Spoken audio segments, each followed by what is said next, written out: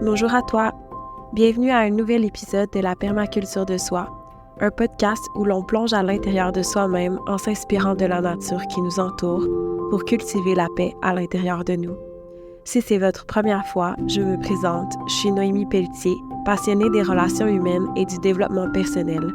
Pendant les dernières années, mon parcours de vie m'a amené à retourner à moi pour comprendre ce que je devais changer afin de construire une vie qui me correspondait vraiment.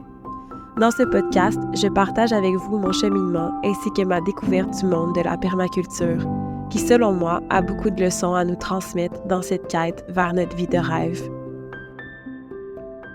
Bonjour tout le monde, bienvenue à ce deuxième podcast de la permaculture de soi. Aujourd'hui, on va parler ensemble de ce qu'est la permaculture, puis avec mes mots, je vais tenter de vous exprimer ce que j'en comprends, puis comment elle m'inspire chaque jour à devenir une personne plus consciente, non seulement de l'impact de mes actions puis de mes décisions sur l'environnement, mais aussi sur moi-même dans mon cheminement vers une sérénité intérieure. Si vous avez déjà entendu parler de la permaculture, c'était peut-être dans le contexte du design d'un jardin. C'est souvent comme ça qu'on la présente. Puis moi aussi, avant de suivre un cours sur le sujet, je pensais qu'il s'agissait seulement d'une méthode de culture écologique qui nous permettait d'éviter les pesticides puis de respecter l'environnement. Je me souviens encore m'asseoir dans la salle de formation du Mandala, qui est un centre de formation en permaculture au nord de l'Espagne, puis d'entendre Max, un professeur incroyable d'ailleurs, parler de l'éthique de la permaculture, des piliers sur lesquels elle prenait racine, puis des principes éthiques qui étaient associés. Puis à ce moment-là, il y a quelque chose qui s'est réveillé en moi. Il y a une phrase qui m'est venue à l'esprit. La permaculture, c'est pas juste jardiner. La permaculture, c'est une philosophie de vie. Je pourrais passer plusieurs heures à vous expliquer le contexte dans lequel cette philosophie-là a émergé, mais je vous avoue que l'histoire m'intéresse peut-être un peu moins que la philosophie en tant que telle. Donc, je vais vous donner quelques informations, puis si vous avez vraiment envie d'approfondir sur l'histoire de la permaculture, dans quel contexte elle a émergé, bien, il y a plein de livres, de sites Internet, puis de podcasts sur ce sujet-là, donc je vais vous laisser faire vos propres recherches. Donc, sans plus tarder, d'où vient la permaculture? C'est une approche qui a été développée dans les années 70 par deux chercheurs scientifiques australiens qui s'appellent David Holmgreen et Bill Mollison. Donc, eux, face à l'augmentation de l'utilisation des pesticides, puis à la surexploitation des ressources non renouvelables, ils ont commencé à rechercher une manière de cultiver plus respectueuse de l'environnement qui nous assurerait un avenir viable pour les générations futures. La question qui me fascine le plus, c'est comment la permaculture, elle est devenue une philosophie de vie. Dans leur cheminement, les chercheurs ont commencé à observer le seul système qui fonctionne de lui-même sans apport extérieur, la nature. Ils se sont demandé comment s'inspirer des écosystèmes naturels, autosuffisants puis abondants pour concevoir une agriculture durable. De leurs observations sont nés trois piliers éthiques. Prendre soin de la terre, prendre soin des humains, puis assurer une répartition équitable des ressources. Très vite, ils se sont rendus compte qu'un système d'agriculture permanent était dépendant de beaucoup d'autres systèmes de notre société, puis que si on voulait vivre dans un monde où l'agriculture biologique, c'était la pratique la plus utilisée pour cultiver, bien, il fallait des changements beaucoup plus profonds dans toutes les sphères de notre société, soit l'économie, nos habitats, l'éducation, la santé, la technologie, les finances, la gouvernance, parce qu'en fait, dans la nature, tout est connecté. Si on regarde un écosystème, bien, le système économie, s'il n'est pas basé sur les mêmes valeurs que le système agriculture, le système éducation, le système habitat, bien, en fait, c'est très difficile qui, en interagissant entre eux, s'aident. Donc, finalement, de créer une agriculture basée sur des valeurs qui respectent la terre, l'humain, puis la répartition juste, bien, il faut aussi encourager ce système-là par un système économique, un système d'éducation qui ont aussi ces valeurs-là. Pour vous donner des exemples concrets, par exemple, le modèle économique actuel, il nous pousse à produire en masse pour maximiser les profits. C'est la quantité puis l'apparence qui priment sur la qualité, puis l'essentiel devient le profit puis l'efficacité plutôt que le respect de la nature ou des humains. Donc, c'est exactement ce que je disais. Si notre modèle économique est basé sur ces valeurs différentes, ben, ça va être vraiment difficile de venir intégrer dans la société, dans l'écosystème, un modèle d'agriculture qui a des valeurs complètement différentes. La même chose dans nos habitats. Mmh. Souvent, les habitats qu'on construit, nos maisons, ils dépendent d'une énergie qui est non renouvelable, puis des matériaux qui sont issus de ressources exploitées de manière non durable. Donc, si on utilise ce genre de matériaux-là, comment ça va venir influencer notre agriculture, notre environnement? Donc, la permaculture, ça devient un projet beaucoup plus grand. Ça devient un modèle pour redessiner les systèmes de notre société en s'inspirant du fonctionnement de la nature. Prendre soin de la terre, c'est pas juste de cultiver la terre sans pesticides. Ça implique une transformation dans nos choix de consommation, dans notre alimentation, nos choix vestimentaires, la construction de nos logements. Elle implique une reconnexion avec l'impact de nos actions sur notre environnement. Est-ce que j'en ai vraiment besoin? Quel est l'impact de cet achat sur le monde, sur la nature qui m'entoure? Comment cet aliment est arrivé dans mon assiette? Prendre soin de l'humain, ben, c'est prendre soin de sa santé mentale, physique et émotionnelle. Est-ce que nos systèmes de santé, d'éducation, de gouvernance prennent vraiment en compte nos besoins? Prendre soin de l'humain, ça nous rappelle aussi qu'on n'est pas seul. C'est un pilier qui nous invite à renouer avec notre communauté, puis à penser que seul c'est difficile, mais que c'est plutôt de manière collective qu'on va changer les choses. On peut se poser la question, comment on peut accepter l'autre avec ses différences pour qu'on marche ensemble vers un futur viable? Puis que finalement, c'est la force de cette communauté-là qui est cruciale pour répondre aux besoins de chacun.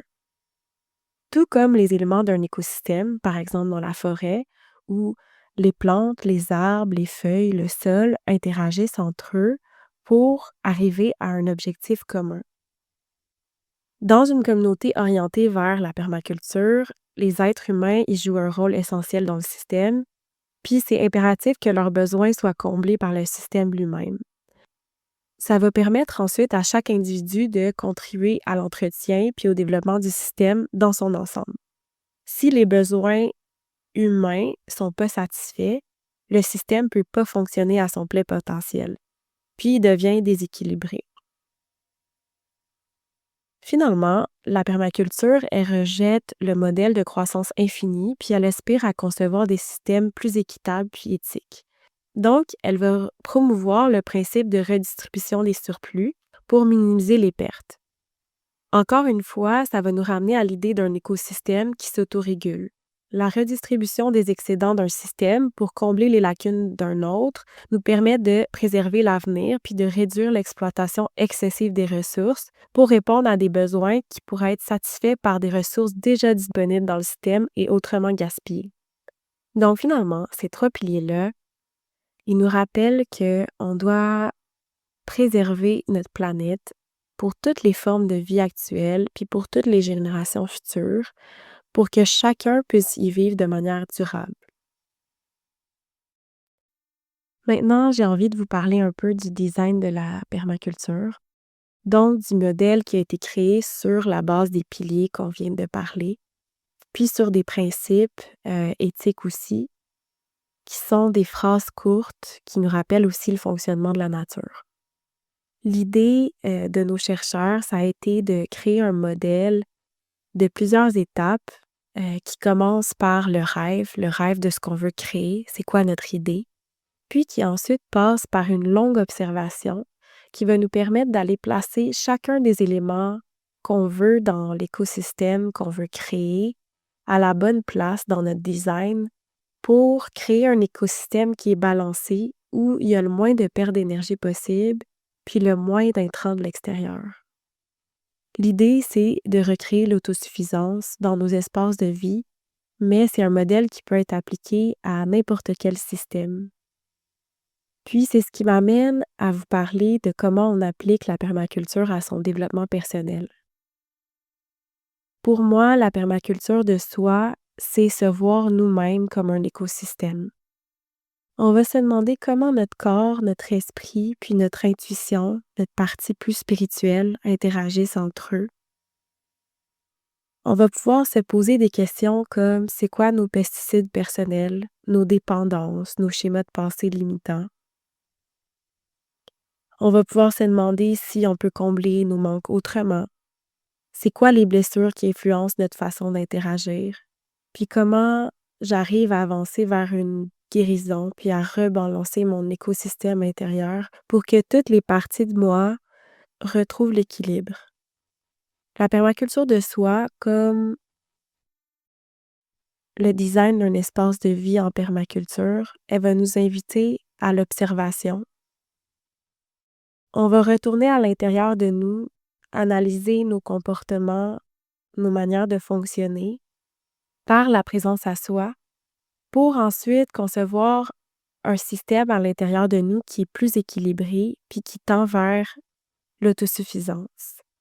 On va reprendre la responsabilité de notre vie, puis on va réapprendre à se connaître pour récupérer notre pouvoir intérieur puis faire des choix plus conscients. Donc, la suite, c'est quoi?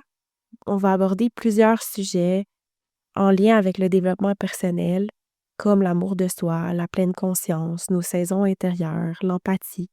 Puis on va venir faire des liens avec les principes éthiques de la permaculture, puis les différentes étapes du design. Pour moi, la nature, c'est une magnifique métaphore pour se comprendre parce que, en fait, on en fait partie intégrante. La permaculture, c'est seulement un modèle construit par l'humain qui nous rappelle tout simplement la manière dont fonctionnent les écosystèmes qui interagissent tous les jours devant nos yeux.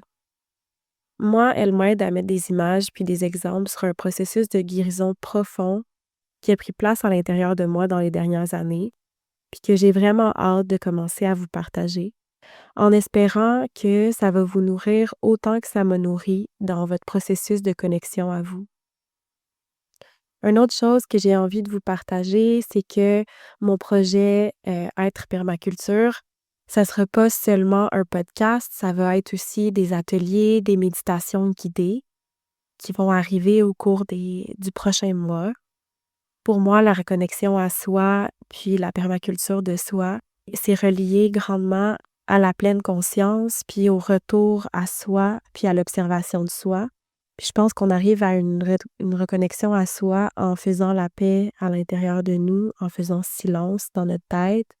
Puis les méditations guidées, pour moi, c'est une des premières étapes qui m'a aidée à reconnecter avec moi-même, puis à pouvoir écouter mon corps, mon esprit, puis à être plus attentive à ce qui se passait à l'intérieur de moi. Donc, j'ai super hâte de commencer à vous partager les méditations guidées. Puis les ateliers, ben ça va être un espace où on va pouvoir partager ensemble, où il va y avoir des exercices de développement personnel, puis des moments aussi de silence, d'introspection, mais aussi des moments de partage avec les autres, où on va pouvoir grandir ensemble. Donc, c'est finalement créer un petit écosystème où on va pouvoir s'entraider entre nous, qui vient aussi du principe de communauté, puis que c'est ensemble qu'on est capable d'aller beaucoup plus loin. Puis que seul, on peut le faire, mais que aussi la force de la communauté, la force des échanges avec les autres, ben ça nous aide à grandir, puis ça nous nourrit. Donc voilà, j'espère que vous avez apprécié le podcast d'aujourd'hui. Si vous avez aimé, n'hésitez pas à suivre ma chaîne sur YouTube, laisser un commentaire. Je suis curieuse de savoir ce que vous en pensez. Puis je vous revois dans 2 semaines pour un nouveau podcast de la permaculture de soi. Merci!